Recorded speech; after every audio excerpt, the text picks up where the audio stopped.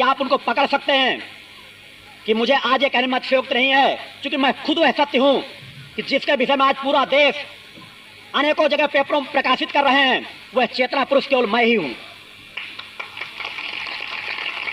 मेरा जन्म किस गांव में होगा, किस प्रांत में होगा, यह वह मूल पुस्तकों को तलाश ले सब कुछ लिखा हुआ है। मेरा मार्ग केवल उन यज्ञों के चरणों, मां के चरणों में बैठ करके आप लोगों को प्रदान करता रहता हूं। 8 यज्ञों के माध्यम से मैंने एक समाज में निर्धारित परिवर्तन डाला है। मात्र कुछ ही वर्षों में, 2 वर्षों के अंदर लाखों घरों में मां की ज्योति जलती है, मां की आरती होती है। हजारों ऐसे भक्त हैं जो मां के अनेक प्रकार के चिंतन, अनेक प्रकार की अनुभूतियों को प्राप्त कर चुके हैं। हजारों भक्त, हजारों छोटे छोटे बच्चे मां के गुणगान में रत होने लगे हैं। परिवर्तन को समझें। सूर्योदय जब होने वाला होता है, सूर्य के उदय के होने के पहले ही किरणें फैल जाती हैं। यहां मेरे शरीर में परिवर्तन नहीं देखेंगे। यह शरीर तो हो सकता है और सूखता चला जाए, पता नहीं किस परिस्थिति में पहुंच जाए, मगर आपको तलाशना है तो आप अपने व्यवहारिक क्षेत्र के आसपास यह देखें कि मामय वातावरण पैदा हो रहा है या नहीं। मैं केवल 2-3 बार व्यवहारिक क्षेत्र में प्रवेश किया हूं। यह तीसरा चेतना जागरण कार्यक्रम है, मगर जितनी ऊर्जा मैं इस क्षेत्र में छोड़ करके जाता हूं, उसका प्रभाव 1-2 महीने बाद तक पता चलता है। हजारों साधु संत सन्यासी आपके व्यवहारिक क्षेत्र में आए होंगे, मगर आज जितने गांवों में, जितने घरों में मां की आरती हो रही है, वह किस बल पर चल रही है? मेरे शरीर बल पर नहीं है। मां का आशीर्वाद इस शरीर के माध्यम से जो आप लोगों तक पहुंचता है, उसके बल पर है। उस परिवर्तन की दिशा को समझें, अपनी आंखों को खोलें, और आवश्यकता है केवल मेरी एक बात को मानने का कि आप अपनी समस्याओं के निदान के लिए उन भिखमंगे साधु संत सन्यासियों के पीछे मत भागें। आज ये कहने के लिए इसलिए बाध्य होता हूं कि भगवे वस्त्र आप लोगों को लूटने के लिए नहीं धारण किए जाते। भगवे वस्त्र अपने लिए धारण किए जाते हैं। ये वस्त्र मैंने अपने लिए धारण किए हैं, आध्यात्म के क्षेत्र में बढ़ने के लिए धारण किए जाते हैं। और जब तक प्रकृति निर्देशित न कर दे, जब तक प्रकृति उपस्थित होकर आपको न कहे कि आपको आध्यात्म को माध्यम बना करके जन कल्याण कार्य करने हैं, तब तक भगवे वस्त्रधारियों का कर्तव्य नहीं बनता कि समाज में गुरु के रूप में स्थापित हो। ये शरीर भी चूंकि मूल तथ्य हैं जिन्हें समझना आपकी नितांत आवश्यकता है। समाज में साधु संत सन्यासी अपने कल्याण के लिए घर बार छोड़ करके आगे निकलते हैं, और जब तक उनको पूर्णत्व न प्राप्त हो, तब तक उनको गुरु नहीं कभी बनना चाहिए, शिष्य नहीं बनाना चाहिए। मगर आज शिष्य और गुरु की परंपरा, गुरु सोचते हैं हमको 365 दिन काटने हैं, अगर 365 हमारे शिष्य बन जाएं तो हमारे 365 दिन कट जाएंगे। और शिष्य बेचारे अज्ञान है, अनजान है, समझ नहीं पाते हम गुरु बनाते किस लिए हैं। अरे सोचो, आप अध्यात्म क्षेत्र का गुरु बनाते किस लिए हो? अपनी आत्मा को परमात्मा से मिलाने के लिए, मोक्ष प्राप्त करने के लिए। और जिस गुरु ने खुद मोक्ष की स्थिति को प्राप्त नहीं किया, जिस गुरु ने परमात्मा को खुद नहीं देखा, वह आपको परमात्मा को क्या दिखाएगा? जिसने अपने शरीर को तपाया नहीं, वह आपको शरीर को तपाने की क्रियाएं क्या बताएगा?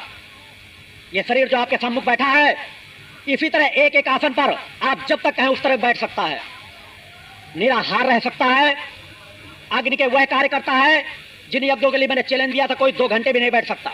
8वें यज्ञ तक के लिए चूंकि मेरा कार्य इस तरह के चैलेंज करके अपने आप को स्थापित करने का नहीं है, मगर 8 यज्ञ तक मैंने समाज में केवल एक हलचल मचाने का कार्य किया है। एक समाज में ऐसी ऊर्जा पैदा कर दी है कि समाज में हलचल मचे और सत्य को तलाशने के लिए कुछ चिंतन जागृत हो।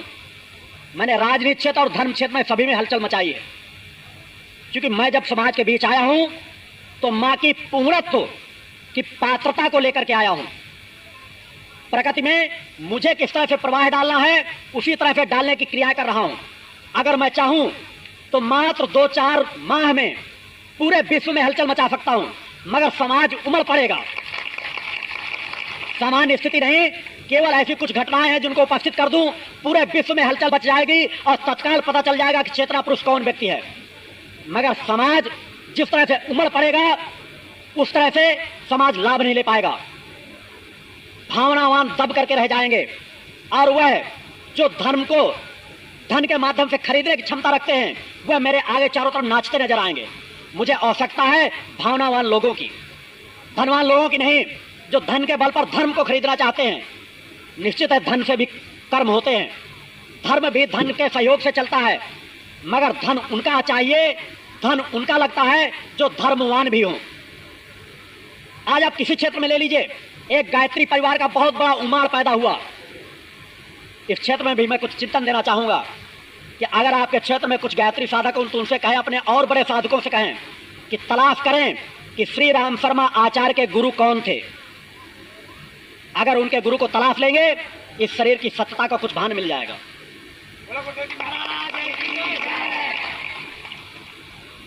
मैंने बताया कि अगर आपके अंदर कोई समस्याएं हो तो केवल आप अपने घरों में 24 घंटे मां की अखंड ज्योति जला दें।